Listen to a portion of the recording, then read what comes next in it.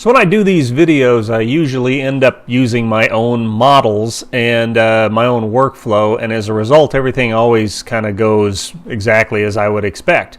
And then when users try to reproduce what I do, sometimes they get confused because minor changes in their model or their workflow don't quite line up. So this time around, I'm going to do something a little bit different, and I've got an ongoing discussion with a user on a YouTube comment, and I'm sorry, I have no idea how to pronounce this person's name, but I do appreciate the sending me a link to a file, and I've opened that file up in FreeCAD, and we're just going to take a look at it and then try to set up a path job to cut this.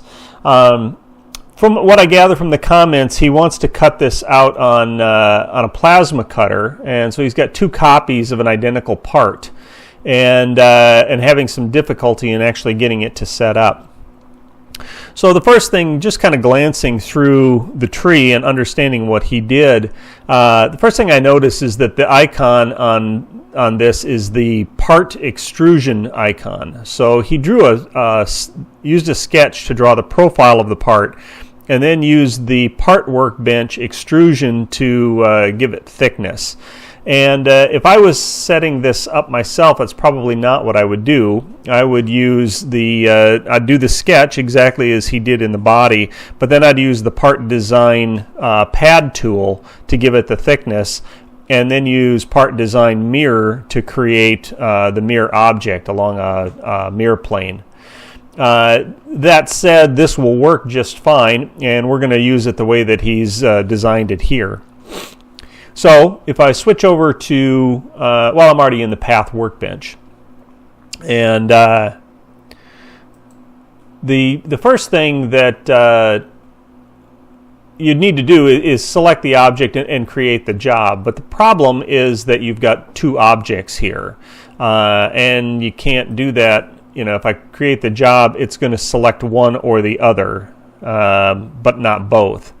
So before I create the job, what I would do is switch to the part workbench, select both of these top level objects, and create a compound from them using make compound. And that just joins them together into one compound object that the job can now reference.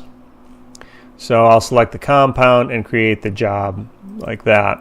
And you see now that it's creating the stock object around both of them. However, if you look at the orientation datum here, or set your view to top down, you'll see that he laid the parts out on the XZ plane. And that's fine for modeling purposes, but for cutting purposes, we want those objects laid out on the XY plane because we cut parallel to the Z axis. So the only thing you need to do is within the job setup tab, select one of the faces of the object and select the Z axis. And it just rotates the parts to make that plane perpendicular, or that face perpendicular to the Z axis. Now if I look top down, you'll see I'm looking down on the parts as the cutter would. However, the stock object doesn't update automatically, so you just need to choose one of the other options and then switch it back to the model's bound box. And now we're looking, down on the object, parallel to the Z axis, and everything is the way that it should be. Okay, the next thing would be to configure the tool. I don't know what's going to be required for your particular plasma cutter, but it'll need some sort of a feed rate, probably vertical and horizontal, and it may need some sort of a spindle configuration. And I'm not going to dive into that any farther. I'm going to assume you know how to configure for your plasma cutter, and that you have a post processor that works. Okay, so now that I've got that, I can select the two faces and do a face profile and apply it.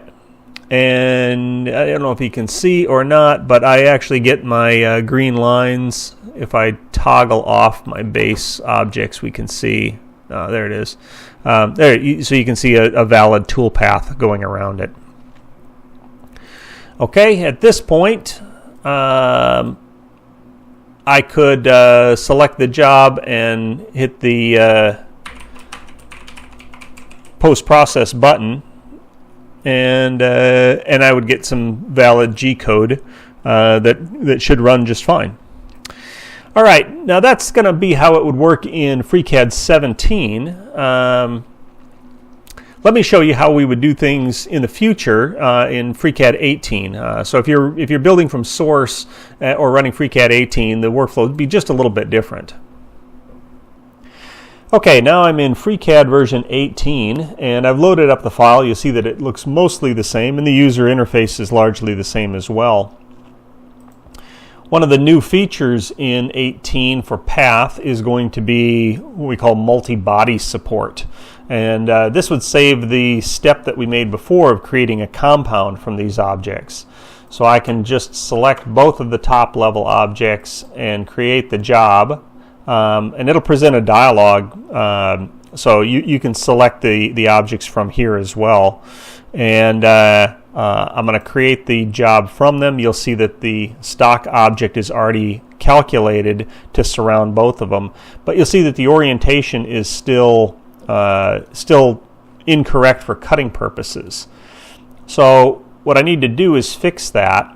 And if I select a face and say Z-axis, you'll see that we're setting the Z-axis now independently for each of the base objects in the job. So I just have to select both of them, or one at a time, and do the same thing. And then recalculate the stock object. And we now have a new button here to refresh that automatically, or refresh it on demand rather than switching the type. Okay, so now we're laid out on the XY plane, and our parts are there. Just looking through here, we also have this new Move tool. And what this lets you do is move these pieces around on the plane to position them, fine-tune the positioning. And each click of the button is going to move one unit. And this appears to be a pretty big part. So if I just move this up to like 30, I think this is going to be like 30 millimeters at a time, maybe 30 inches. Not sure which unit I'm in here. But now if I click on this, you can see that I could position like that. And let me recalculate my stock. Okay. Now we're good. I should be able to select the faces and do the same face profile and apply it. And if I toggle off my model objects, do I not have? Oh, that's interesting.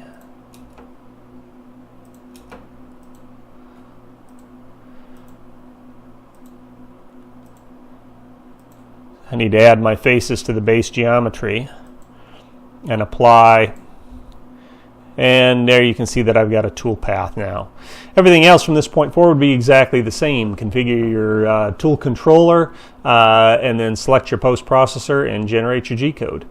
Anyway, I hope that's helpful. Give you a little glimpse into what's coming with 18. And if this sort of thing is helpful, if you'd like me to run through more user models, please submit them or send me a link through a YouTube comment or a PM on the forum, and I'll do as many of these as I can.